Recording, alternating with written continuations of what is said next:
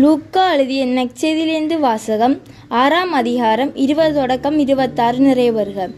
அக்காலத்தில் இயேசு சீடர் மீது தம் பார்வையை பதித்து கூறியவை: ஏழைகளே, நீங்கள் பேறு பெற்றோர், ஏனெனில் இறையாட்சி உங்களுக்கு உரியதே.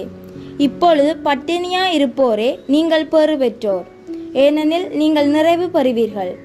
இப்பொழுது அழுது கொண்டிருப்போரே, நீங்கள் பேறு பெற்றோர், ஏனெனில் நீங்கள் சிரித்து மகிழ்வீர்கள்.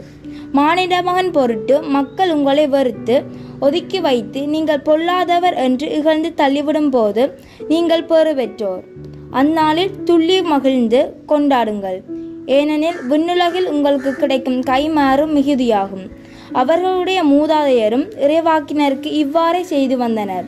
ஆனால் செல்வர்களே, ஐயோ உங்களுக்கு கேடு, ஏனெனில் நீங்கள் எல்லாம் அனுபவித்து விட்டீர்கள். இப்போது உண்டு கொளுத்திருப்போரே, ஐயோ உங்களுக்கு கேடு, ஏனெனில் பட்டினி கிடப்பீர்கள்.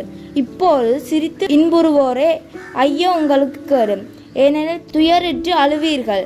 மக்கள் எல்லாரும் உங்களை புகழ்ந்து பேசும்போது ஐயோ உங்களுக்கு கேடு, ஏனெனில் அவர்களின் மூதாதையரும் போலி இறைவாக்கினருக்கு இவ்வாறே செய்தார்கள். ஆண்டவரின் அருள்வாக்கு. கிறிஸ்துவே உமக்கு புகழ்.